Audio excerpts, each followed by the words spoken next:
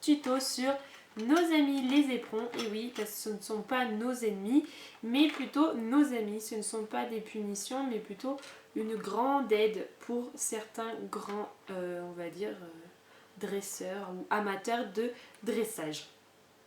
Voilà, donc je vais vous expliquer comment choisir sa première paire d'éperons. Souvent on se retrouve devant le magasin, enfin surtout devant le rayon et on ne sait pas comment les choisir.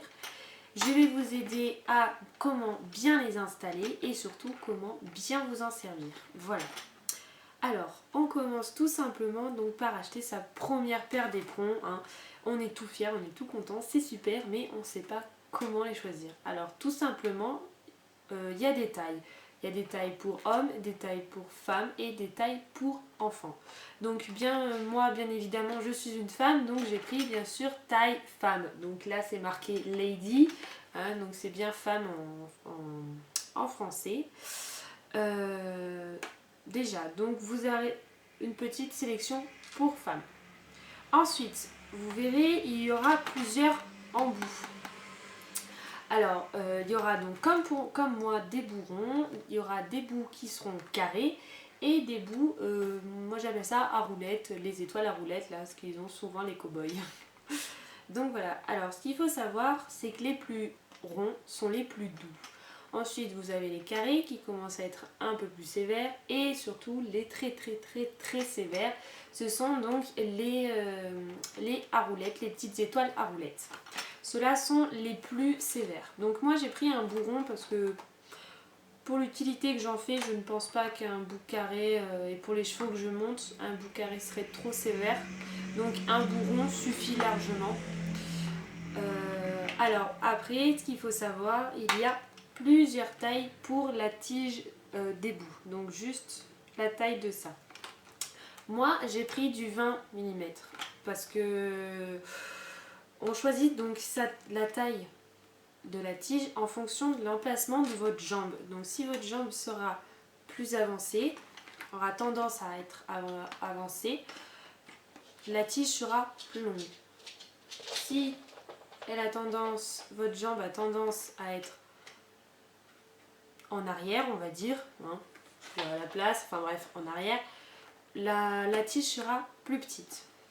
Donc moi j'ai pris 20 mm, ce qui est normal, on va dire, ni trop petit ni trop grand, donc c'est la taille normale. Donc voilà. Ensuite, donc là vous avez tous les critères pour bien choisir vos éperons, tout simplement, vous avez bien tous les critères. Donc après vous choisissez à peu près la marque qui vous tente, les éperons qui ont l'air bien, voilà, enfin qui ont l'air de bonne qualité, et puis au niveau du prix, c'est vous qui choisissez. Voilà, donc là je vais les déballer. Voilà. On a notre éperon et alors on peut voir, hop, si je mets droit, que cette tige là est à peine plus courte, mais vraiment à peine. Vous on dirait qu'elle est plus grande, mais c'est vraiment celle-ci qui est plus courte. Cette tige ira à l'intérieur du pied. Après, donc si celle-ci est à l'intérieur, on vérifie souvent que le bout, donc ici, soit vers le bas, voilà, et non vers le haut.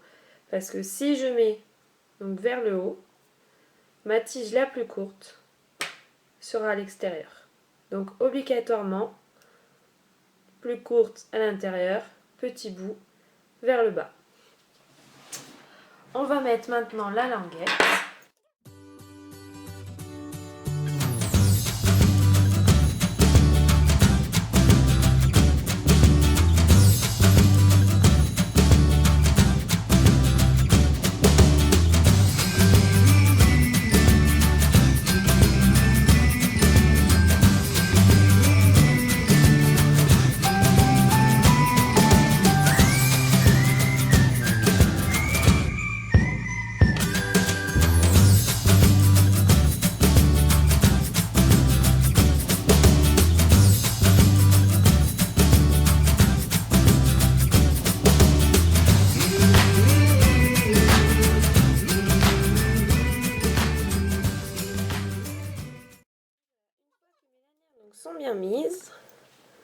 Voilà.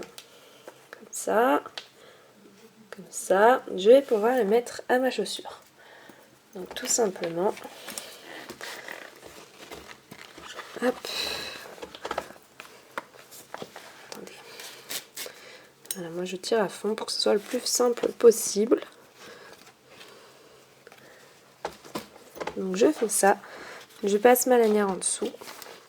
Et j'ai plus qu'à donc serrer.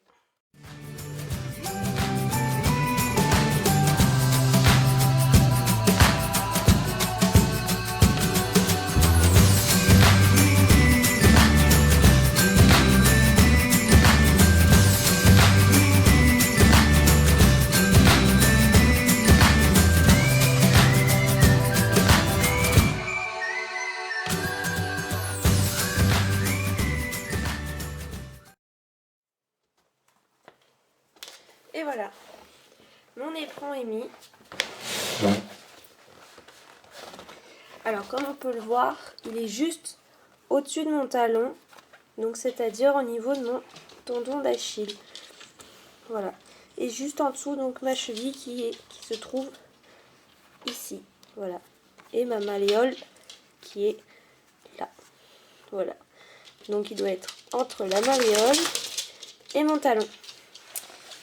Et voilà.